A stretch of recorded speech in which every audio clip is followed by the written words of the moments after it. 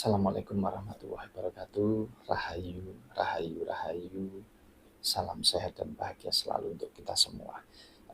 Dulur-dulur, banyak yang bertanya ke Mas Wahyu, apakah penting kita bermeditasi? Ada juga yang menanyakan, Mas, em, manunggaling kaulo Gusti itu apa? Dan ada juga yang menanyakan, Mas, bagaimana caranya kita masuk di dalam kesubuhan atau kita benar-benar kosong ya? Apakah ini semua ada manfaat untuk hidup kita? Ataukah ini hanya sebuah ajaran yang mohon maaf yang sia-sia mungkin yang tidak ada gunanya? Saya akan menjawab ya dari pertanyaan-pertanyaan dulur-dulur ini tadi, bahwa kalau kita bicara tentang meditasi, tentang kita masuk di dalam kesubuhan, atau ada yang menyebutnya sebagai manunggaling kaulo Gusti, di mana kita menjadi satu dengan yang maha kuasa, atau kita masuk di dalam um, unsur keilahian. Nah, tentu ini adalah sebuah pelajaran yang sangat penting sekali ya. Sangat penting dan sangat besar sekali manfaatnya. Nah, kenapa demikian? Kalau Mas Wahyu ibaratkan perjalanan hidup kita ini tidak ubahnya adalah sebuah buku. Ya, perjalanan hidup kita ini tidak ubahnya tulisan yang ada di dalam buku. Jadi kita ini adalah buku kehidupan. Dan yang mengisi buku kehidupan ini adalah kita sendiri. Mau ditulisi apapun, mau digambari apapun, itu semuanya adalah kita sendiri. Karena yang punya buku kehidupan ini ya kita. Jadi perjalanan hidup kita ini sama saja dengan catatan-catatan yang sudah kita buat. Tinggal kita ingin catatan itu adalah catatan yang memang bisa dibacakan, gambar-gambar yang bagus kah? Atau catatan-catatan justru yang akan membuat buku kita ini semakin penuh dan rumit. Nah, kalau kita sudah paham bahwa hidup kita adalah sebuah perjalanan, tidak ubahnya sebuah buku dengan coretan-coretannya atau tulisan-tulisan atau gambar-gambarnya. Maka ketika kita bicara tentang subung, kosong, manunggal, kita bicara tentang meditasi, ini sangat-sangat bermanfaat sekali. Karena apa? Karena kita akan kembali mengosongkan buku kehidupan kita. Karena buku kehidupan kita itu isinya ya dari pola pikir manusiawi yang berurusan dengan duniawi. Kita melakukan perbuatan baik, kita melakukan perbuatan buruk, kita begini, kita begitu, dan lain sebagainya.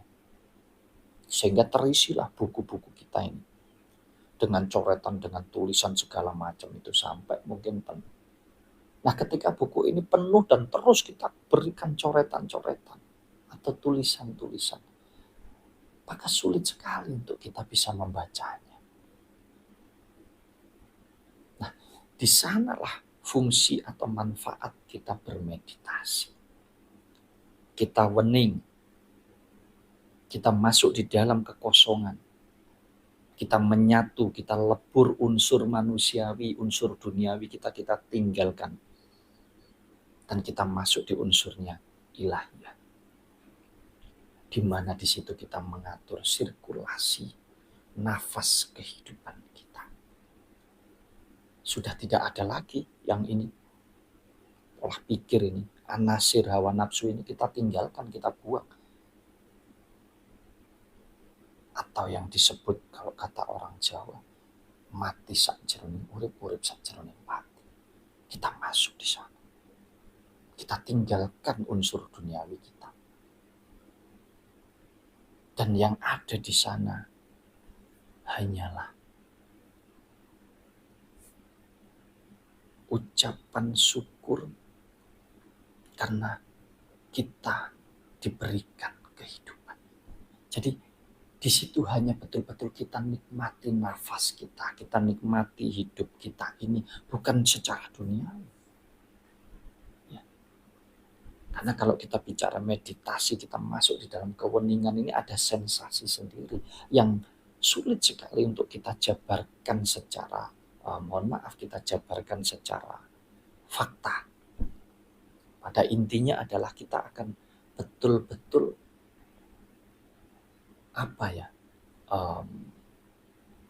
seperti kita masuk di sebuah ruang yang betul-betul hampa, yang ya tidak ada apa-apa. Karena rasa manusia kita tinggalkan. Dan orang bermeditasi itu nggak ada tujuan apa-apa, kecuali tujuannya kita hanya bahasanya kita matikan unsur manusiawi atau unsur duniawi kita. Kita masuk di dalam unsur ilahiyah kita. Jadi tidak ada apa-apa. Pure itu hanya betul-betul kita itu apa istilahnya, kita nyawiji dan lepas, tidak ada rasa, kita nggak bisa merasakan apa-apa.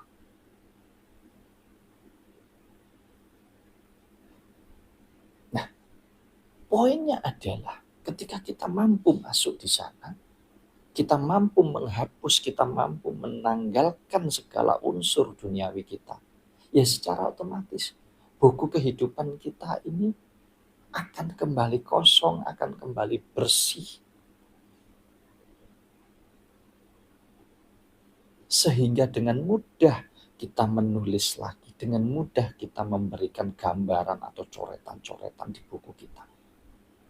Jadi itu penting sekali memang. Supaya apa? Supaya apapun yang kita tulis, apapun yang kita gambar ini mudah sekali untuk kita baca, mudah sekali untuk kita nikmati. Kalau bahasa di dalam doa, apapun yang kita minta ini akan mudah terwujud. Akan mudah terjadi apa yang kita kehendaki. Karena apa? Ya karena bukunya bersih kok. Kok bisa? Karena kita mampu mengendalikan pola pikir kita. Karena kita mampu menggunakan pola pikir kita ini tadi dengan baik, dengan benar. Sehingga tulisan itu menjadi rapi, bisa kita baca. Gambar itu menjadi bagus, bisa kita lihat. Jadi ini yang kadang-kadang masih, mohon maaf, masih banyak yang berpikir bahwa kita bicara meditasi itu mungkin tentang kita ingin meminta apa, tidak ada. Meditasi itu betul-betul masuk di dalam kekosongan, di mana di sana hanya ada unsur ilahiyah saja. Tidak ada hubungannya dengan urusan duniawi.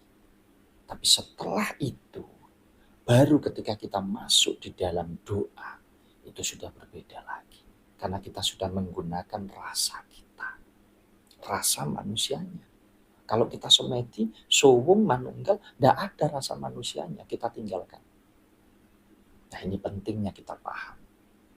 Supaya apa? Supaya tidak salah kaprah, sehingga dimanfaatkan oleh banyak oknum-oknum untuk meditasi ini, untuk meraih ini. Ya betul, memang secara fungsi, secara keseluruhan memang untuk kita bisa mewujudkan apapun yang kita inginkan.